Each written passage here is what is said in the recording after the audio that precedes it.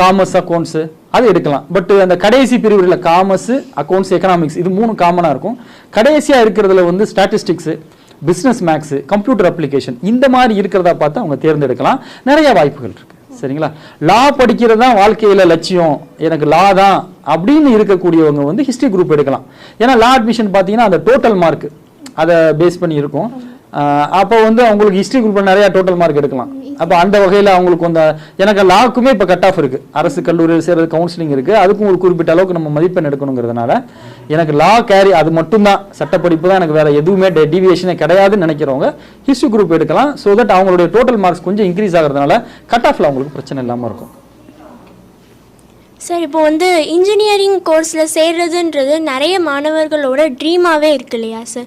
So இப்போ அதுக்கு வந்து நிறைய நம்மளுக்கு செலவும் ஆகுது. ஸோ அந்த செலவாகிற அளவுக்கு அந்த படிப்பு ஒர்த்து தானா சார்? கண்டிப்பாக அருமையான கேள்வி இது.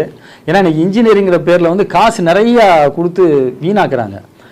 முதல்ல இன்ஜினியரிங் படிப்பு வந்து வேல்யூபிள் தான், அதில் எந்த மாற்று கருத்தும் கிடையாது. ஏன்னா வந்து மற்ற படிப்புகள்லாம் 3 ஆண்டு படிப்புகளாக இருக்கும். டிகிரி, இன்ஜினியரிங் மட்டும் 4 வருஷ படிப்பு.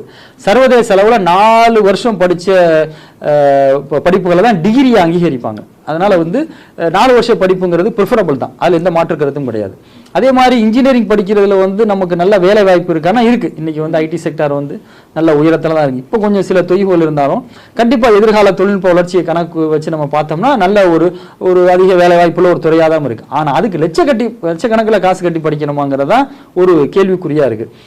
என்னை பொறுத்த வரைக்கும் நல்ல மார்க் எடுத்துட்டு நம்ம கவர்மெண்ட் காலேஜ், அண்ணா யூனிவர்சிட்டி காலேஜஸ் அந்த மாதிரி நம்ம கவுன்சிலிங்கில் போய் சீட் எடுக்கிறது தான் சிறந்தது.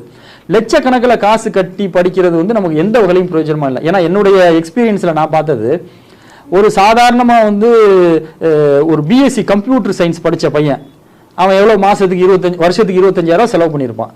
இந்த பையன் படிச்சுட்டு ஒரு கம்பெனியில் சேர்றான், ஒரு வருஷத்துக்கு 3 லட்சம் ரூபா காசு கட்டி படித்த பசங்களும் அந்த கம்பெனியில் அந்த சேம் கம்பெனியில் சேம் சேலரியில் தான் சேர்றாங்க.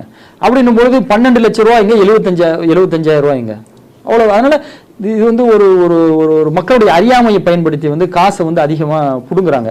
ஸோ என்ன கேட்டிங்க அப்படின்னா, முதல்ல இன்ஜினியரிங் படிக்க விருப்பம் இருக்குன்னா கவுன்சிலிங்கை நாடுங்க. இந்த மேனேஜ்மெண்ட் கோட்டாவில் அதில் போகவே கூடாது. கவுன்சிலிங் மூலியமாக போவோம். ப்ரைவேட் காலேஜ் இருந்தாலும் சரி, அதில் 2 கேட்டகரி வந்து அரசாங்கம் வச்சிருக்கிறாங்க. அப்போ 2 கேட்டகரி அரசாங்கம் வச்சிருக்காங்க. அதில் நம்ம எது ஃபீஸ் ரொம்ப கம்மியாக இருக்கோ 1 லட்சம் ரூபாய்க்குள்ளே படிக்கிறது தான் நம்ம முயற்சி செய்யணும்.